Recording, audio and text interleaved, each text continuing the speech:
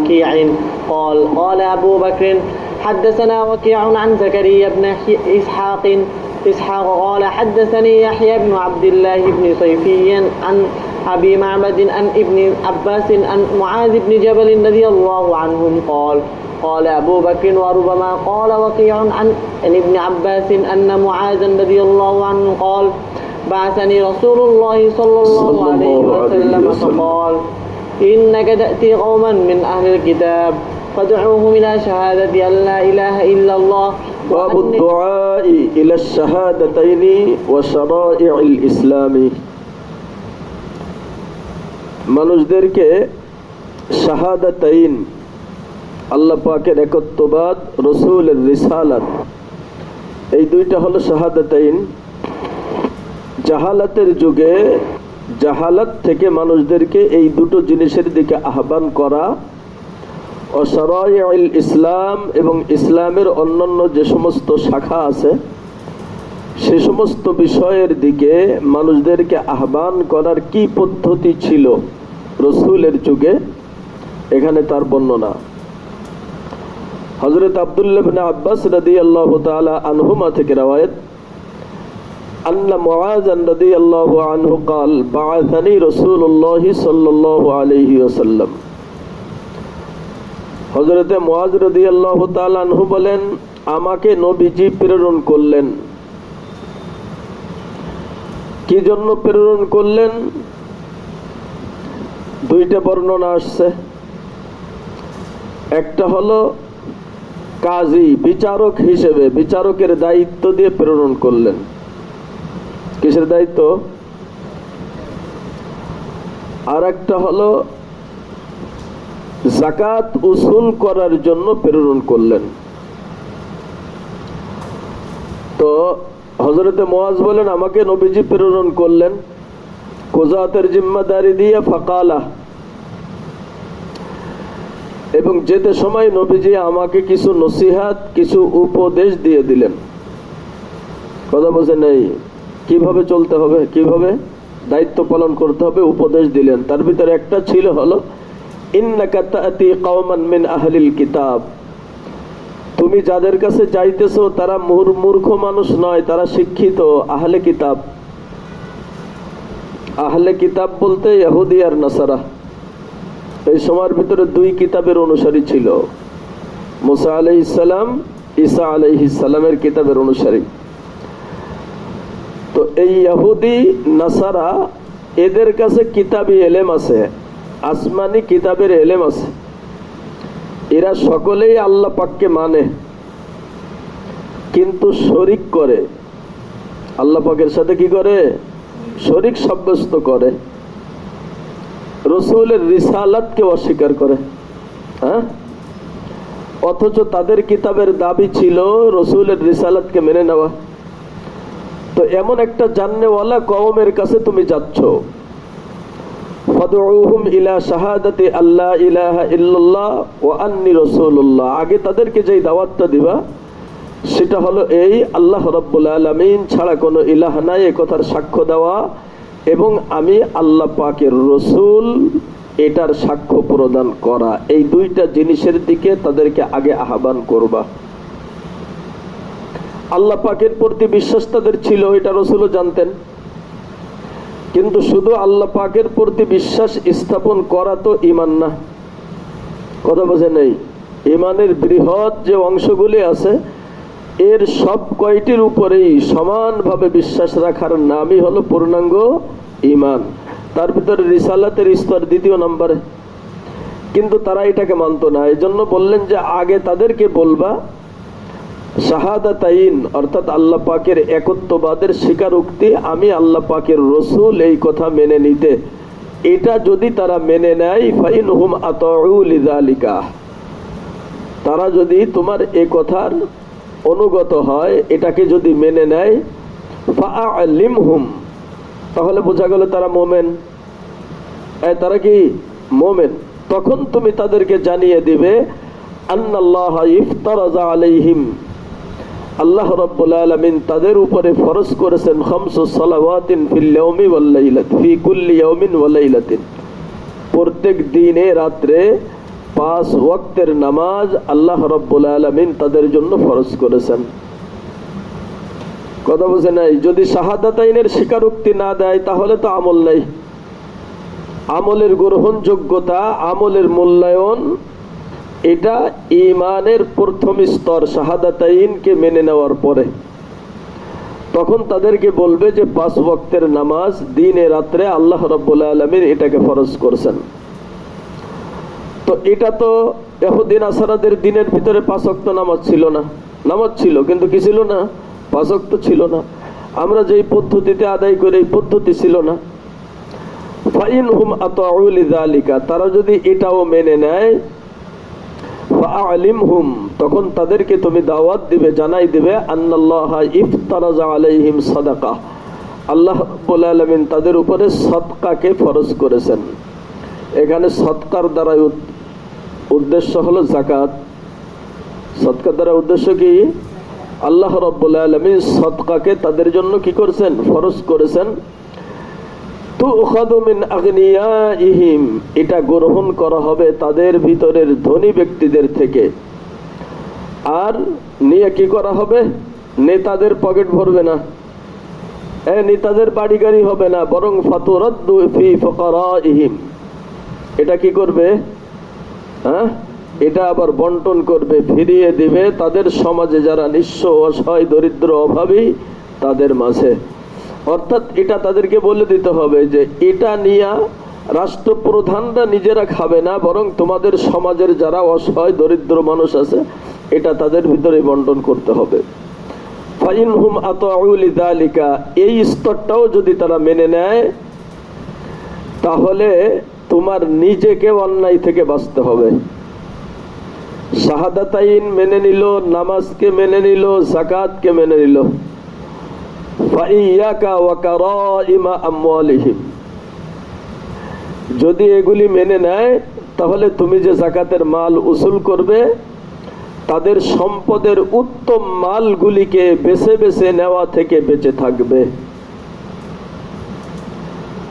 উত্তম মাল বলতে গম, ধান, খেজুর, এগুলির যাকাত আছে না? কথা বোঝে নাই? যাকাত আছে কিনা? এর প্রত্যেকটার ভিতরে যদিও জেন্স একটা, মান হিসেবে কম বেশি আছে কিনা? কথা বোঝে নাই? আছে কিনা? ঠিক উট যাকাত আছে, গরুর যাকাত আছে, মহিষের যাকাত আছে, ভেড়া, বকরি, দুম্বার কি আছে? যাকাত আছে। তো ওর ভিতরে কি এক এক জেন্সের সবগুলি একই সাইজের নাকি কম বেশি আছে? কথা বুঝে নেই? এখন ধরেন আপনি 5টা উটে একটা বকরি নেবেন, 5টা উট হলে কি নেবেন? একটা বকরি নেবেন। তো বকরির ভিতরে একেবারে স্বাস্থ্য, মোটা তাজা যেটা ভালো সেটা নিয়ে গেলেন। যেটা দেখা যাবে যে ওই খড়ের ভিতরে আরো যেগুলি আছে তার 3টের দাম ওর একটার সমান, তাহলে জুলুম হলো নাই বেচারের পরে? উটের ভিতরে ওরকম ভাবে বিভিন্ন বয়সেরটার বিভিন্ন দাম থাকে, তো আপনি দামিটা নিয়ে নিলেন। অর্থাৎ আপনি যেটা নেবেন এটা যেন জুলুম না হয়, বরং মধ্যম স্তরের হয়। কি হয়? মধ্যম স্তরের হয়। মেশকাতে যাকাতের বর্ণনার ভিতরে পড়ছেন যে উট নেওয়া হয়েছে, হেক্কা নেছে, ওখানের ভিতরে দাম বেশি পড়ে যায় তো কিছু ফিরাই দিবে,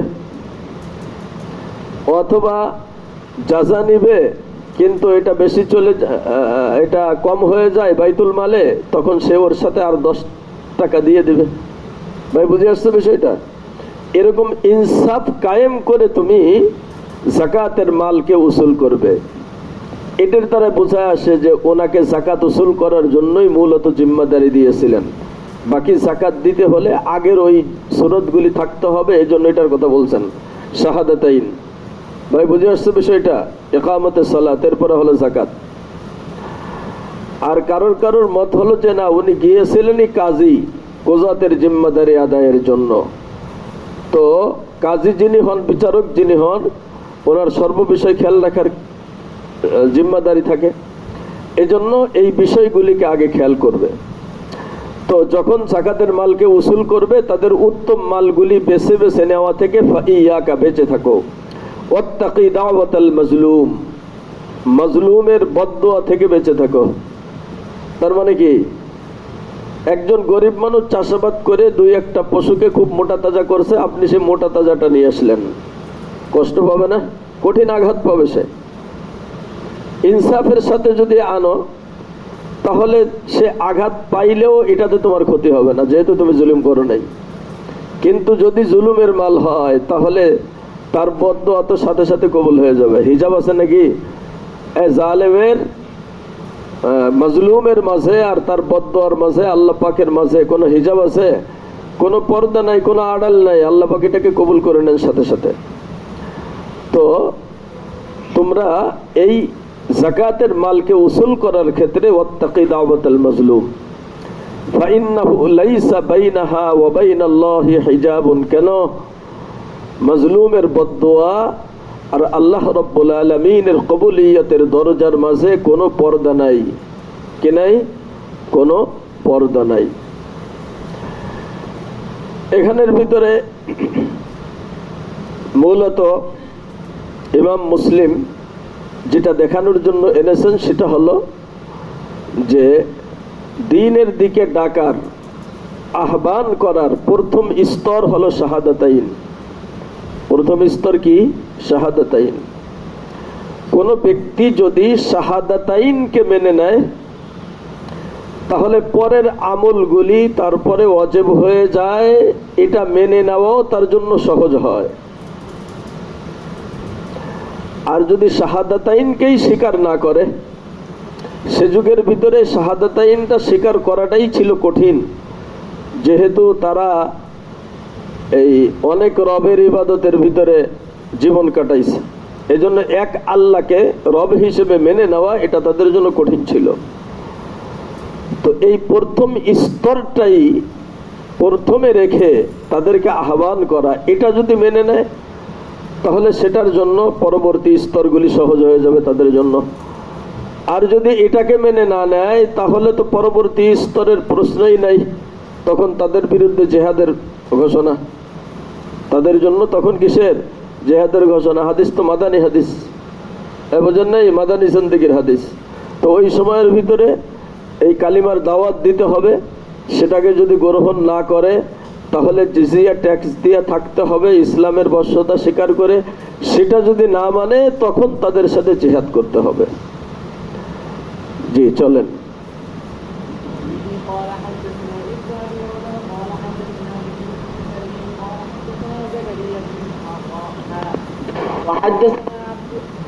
حدثنا عبد بن حميد قال أخبرنا أبو عاصم عن زكريا بن إسحاق عن يحيى بن عبد الله بن صيفي عن أبي معبد عن ابن عباس رضي الله عنهما أن النبي صلى الله عليه وسلم بعث معاذا إلى اليمن فقال إنك تأتي قوما بمثل حديث وقيع। ইয়ামানে, ওখানে ইয়ামান ছিল না, হযরতে মুআয রাদিয়াল্লাহু তাআলা আনহুকে এই কুযাতের দায়িত্ব দিয়ে ইয়ামানে পাঠিয়েছে।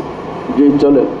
وبه قال حدثنا أمية بن بسطام العيشي قال حدثنا يزيد بن زريع قال حدثنا روح وهو ابن القاسم عن إسماعيل بن أمية عن يحيى بن عبد الله بن صيفي عن أبي معبد عن ابن عباس رضي الله عنهما أن رسول الله صلى الله عليه وسلم لما بعث معاذا إلى اليمن قال إنك تقدم على قوم أهل كتاب فليكن أول ما تدعوهم إليه عبادة الله عز وجل ऊपर शहादताइन से लो, এখানে ইবাদত আল্লাহ से عز وجل। हाँ चलो। فإذا عرفوا الله عز وجل فأخبرهم أن الله فرض عليهم 5 صلوات في يومهم وليلتهم فإذا فعلوا فأخبرهم في يومهم وليلتهم মানে দিনে রাত্রে। অর্থাৎ নামাজের আমলটা যাকাতের মতো, রোজার মতো বাৎসরিক না, বরং এটা প্রত্যেক দিনে, এটা ঘুরে ঘুরে দিন রাত যখন আসবে তখন এটা বান্দার পরে ওয়াজিব হবে। হ্যাঁ চলেন। فأخبرهم أن الله قد فرض عليهم زكاة تؤخذ من أموالهم فترد على فقرائهم فإذا أطاعوا بها فخذ منهم وتوقع كرائم أموالهم হ্যাঁ, ওয়াতাওয়াক্কা কারাইমা আমওয়ালিহিম, তাদের উত্তম মালগুলি বেছে নেওয়া থেকে বিরত থাকবে। আচ্ছা থাক, আজকে এতটুক। বাকি বেশি বেশি মোতালা করবেন, বেশি বেশি পড়তে হবে, এখন সময় কম। 3 সপ্তাহ, 3 সপ্তাহও কম পাবেন খেয়ারের আগে, এই বোঝেন নাই? জি। এই সপ্তাহ, তারপরের সপ্তাহ, তারপরের সপ্তাহ বুধবার পর্যন্ত। এখন যেটা পড়বেন মনে করবেন যে পরীক্ষার জন্য পড়তেছি, এখন যেটা পড়বেন ইয়াদ করে ফেলবেন যথাসম্ভব, কারণ সময় কম। এর ভিতরে যদি রেখে দেন তাহলে আগেরটাও রাখা রয়েছে, একসাথে বোঝা হয়ে যাবে। এখন থেকে যদি চিন্তা করেন যে এই সময়টাকে কাজে লাগাবো, তাহলে পরীক্ষার প্রস্তুতি এখন থেকে আরম্ভ করেন, সময় বেশি বাকি নেই।